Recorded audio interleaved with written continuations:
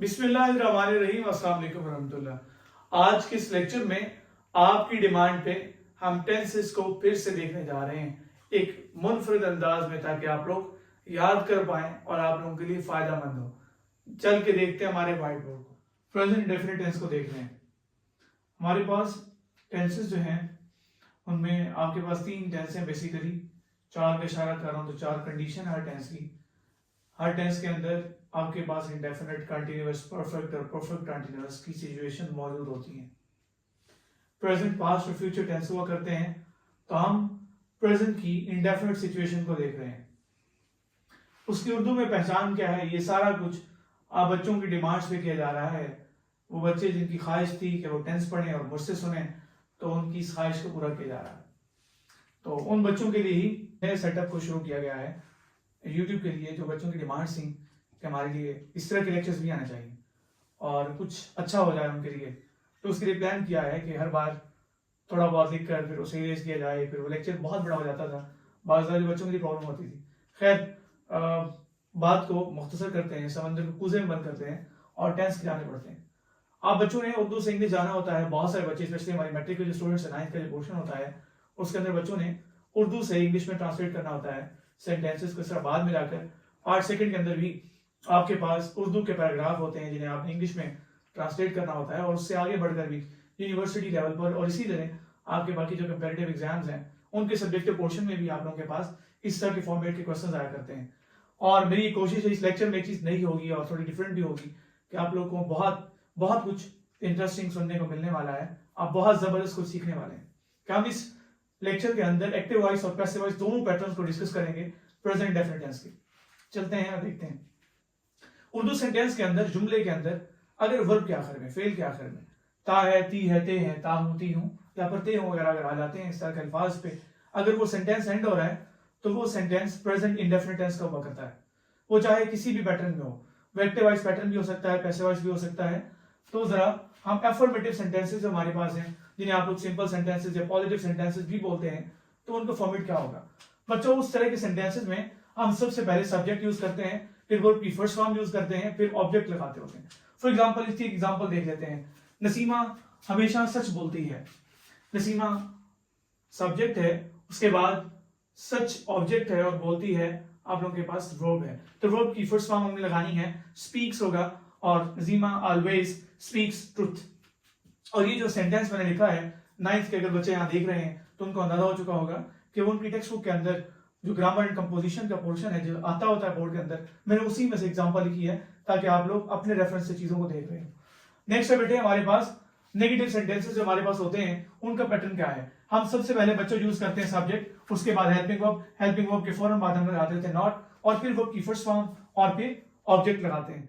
अब बेटे सवाल पैदा होता है कि हमारे पास हेल्पिंग वर्ब्स कौन कौन से हैं। तो बेटे याद रखिएगा, हम लोगों के पास प्रेजेंट डेफिनिट टेंस के दो हेल्पिंग वर्ब्स हैं, एक डू और दूसरा डज। अब बच्चों एक और भी क्वेश्चन पैदा होता है कि हम डू कहाँ लगाएंगे, डज कहाँ लगाएंगे। तो हमारे पास अगर सब्जेक्ट के तौर पे आएंगे बच्चों ही, शी, इट या फिर सिंगुलर नाउन आएगा, तब हम बेटे क्या करते हैं, डज लगाते हैं। और एक चीज और, अगर आपने गौर किया हो, हम डज उन्हीं सब्जेक्ट्स के साथ लगा रहे हैं जिनके आने से हम वर्ब की फर्स्ट फॉर्म के साथ एस या फिर एस के एडिशन कर रहे थे। फॉर एग्जांपल हमारे पास स्पीक था, तो हमने स्पीक के साथ एस की एडिशन क्यों की थी, क्योंकि सब्जेक्ट के तौर पे नसीमा आई हुई थी। और बच्चों अगर हमारे पास सिंगुलर नाउन के अलावा ही शीट आए, तब भी हम यही मामला करते हैं कि वर्ब के साथ फर्स्ट फॉर्म के साथ एफर्मेटिव सेंटेंसेस में एस या फिर एस की एडिशन करते हैं। अब सवाल पैदा होता है कि एस कहाँ लगाएंगे और एस कहाँ लगाएंगे। आप वर्ब को देखिए बच्चों, अगर उसके अंदर एक्स हो, डबल एस हो, सी एच हो, जी हो, तो उसके आखिर में आप लगाते हैं एस, वरना आप लोग लगाते हैं एस। अब आप देखिए बेटे, स्पीक था तो उसके आखिर में के था, के एंडिंग वर्ड था तो उसका हम लगाया एस एफर्मेटिव सेंटेंसेस के अंदर। और अगर वहां पर कोई ऐसा वर्ड होता जिसके आखिर में इन लेटर्स में से कुछ होता, फिर हम एस लगाते। For example Naseema goes to school, तो गोज हम लगाते बच्चों वहां पर G O E S, E S की एडिशन करते। अब इन्हीं तरह के सेंटेंसेस जिनका पैटर्न में सब्जेक्ट के तौर पे इन्हीं में से सब्जेक्ट सिंगुलर नाउन हो या फिर ही शेट हो, तो वहां पर बच्चों हम क्या करते हैं, डज लगाते हैं नेगेटिव इंटरोगेटिव सेंटेंसेस में। और बाकी आप देखिए जरा इस पैटर्न को, वो फुटबॉल नहीं खेलते हैं, वो फुटबॉल नहीं खेलते हैं, they do not play football. अब बच्चों देखिए हमारे सब्जेक्ट के तौर पे कौन था, दे था, तो दे की वजह से हमने लगाया उसके साथ डू। और अगर इनमें से भी होता वो क्रिकेट नहीं खेलती है या फिर खेलता है, तो फिर हो जाता he does not play football. तो इसी तरह नेक्स्ट बच्चों इंट्रोगेटिव सेंटेंसेस। इंट्रोगेटिव सेंटेंसेस क्या होते हैं? जिनके अंदर कोई आप इंटरोगेशन करते हैं, इन्वेस्टिगेशन करते हैं, क्वेश्चन पूछते हैं, इंक्वायरी की जाती है। इंट्रोगेटिव सेंटेंसेस का जो पैटर्न हुआ करता है उसमें हम सबसे पहले हेल्पिंग वर्ब, फिर सब्जेक्ट, फिर फर्स्ट फॉर्म ऑफ वर्ब, फिर ऑब्जेक्ट और फिर क्वेश्चन मार्क यूज करते हैं। फॉर एग्जांपल कि आप चाय पीते हैं, इसमें अगर आप गौर करिए बच्चों, हम सबसे पहले हेल्पिंग वर्ब लगा रहे हैं डू, और डू और डज में से हमने इंतखाब करना था कि कौन सा हमारे पास हेल्पिंग वर्ब यूज हो रहा है। तो आपने देखना था सब्जेक्ट तो हमारे पास आप आया हुआ है यानी यू है, तो फिर यू के साथ आप लोग डू यूज करते हैं, क्योंकि हमने कैटेगराइज किया था कि ही, शी और सिंगुलर नाउन के साथ डज यूज होता है, बाकी सबके साथ आप हमेशा डू यूज करते हैं। सो आपके पास सेंटेंस बन जाता है do you take tea. Next बच्चों, क्या आप इंग्लिश नहीं पढ़ाते हैं, या आप ऐसा सेंटेंस है जिसके अंदर आप इंट्रोगेशन भी कर रहे हैं और साथ में निगेशन भी मौजूद है। सो ऐसे सेंटेंसेस का जो पैटर्न हुआ करता है उनमें सबसे पहले हेल्पिंग वर्ब, फिर फौरन से पहले सब्जेक्ट और फिर नॉट, फिर first form of verb without addition of S or E S. जो हम यूज कर रहे थे, एस एडिशन कर रहे थे जब सब्जेक्ट हमारे पास सिंगुलर था, जब आपके पास सब्जेक्ट के तौर पे ही, शी, इट था, तब आप एस सेपरेट की एडिशन करते थे। इस वक्त जब आपके सेंटेंस के शुरू में सब्जेक्ट के तौर पर ये चीजें होती थी, तब आप क्या करते थे, आप उस वर्ड को देखते थे, अगर O X double S C H S या फिर जी पे खत्म होता था तो आप उसके साथ बच्चों लगाया करते थे ई एस, वरना आप लगाते थे एस। जैसा कि स्पीक के पे खत्म हो रहा है, लगाया एस। अगर ये होता गो की तरह, जो गो ओ पेंडिंग है, तब आप लगा देते E S, Naseema goes to school हो जाता। सो आते हैं हम अपने इस पैटर्न पे।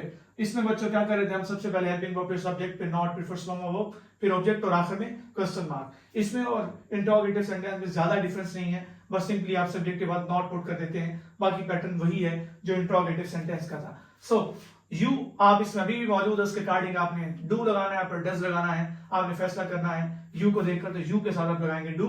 Do you not teach English, क्या आप इंग्लिश नहीं पढ़ाते हैं। उसके बाद बच्चों कॉजेटिव सेंटेंसेस जो होते हैं, ऐसे सेंटेंसेस जिनके अंदर पैटर्न ही बहुत डिफरेंस रखता है। फॉर एग्जांपल, वो खत लिखता है तो ठीक है, बात समझ आती है, ही राइट्स अ लेटर, मगर वो खत लिखवाता है, यहाँ पर आकर बैटरी शट डाउन होती है बंदे की कि भाई ये क्या हो गया, एकदम हालात जज्बात सब कुछ ही बदल जाता है उस सेंटेंस के पूछे जाने पर। फॉर एग्जांपल, अलिया चाय बनाती है तब तो समझ आती है, लेकिन जब अलिया चाय बनवाती है तब तब्दीली, बहुत बड़ी तब्दीली होती है, तब कांपे टांग जाती हैं। सो देखते हैं कि ऐसे सेंटेंसेस का कैसे आप इंग्लिश बना रहे होंगे बच्चों। ऐसे सेंटेंसेस में सबसे पहले सब्जेक्ट, फिर आप गेट यूज करते हैं, उसके फौरन बाद ऑब्जेक्ट और फिर third form of verb use होती है। आपके पास यहाँ पर इस पैटर्न में जो गेट है, इसको आप अकॉर्डिंग टू इस पैटर्न यूज करेंगे हमेशा। ये जो हम यूज कर रहे थे पहले वाला शुरू वाला, सेम ऐसे पैटर्न यूज होगा। ये get according to present indefinite tense use हो रहा होगा, यानी कि ये यहाँ पर गेट की फर्स्ट फॉर्म यूज होगी, और वो सारे मामला जो सब्जेक्ट ये वाले होते थे, जो आप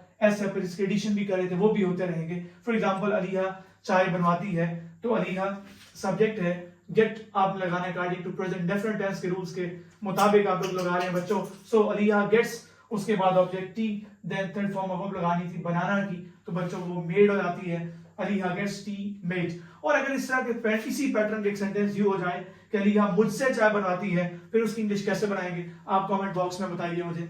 फिर नेक्स्ट बच्चों देखते हैं इसी टेंस का पैसिव वॉइस पैटर्न कैसे होता है। ये हमारे पास सारे सेंटेंसेस वो थे जो एक्टिव वॉइस के पैटर्न के थे। पैसिव वॉइस में आते हैं बेटे हम लोग। पैसिव वॉइस पैटर्न के अंदर सबसे पहले ऑब्जेक्ट का सब्जेक्टिव केस यूज करते हैं, देन हेल्पिंग वर्ब और फिर थर्ड फॉर्म ऑफ वर्ब, फिर बाय और फिर सब्जेक्ट का ऑब्जेक्टिव केस यूज करते हैं। फॉर एग्जांपल, एक एग्जांपल को देखिए, एक एक्टिव वॉइस सेंटेंस है बेटे, ही राइट्स अ लेटर।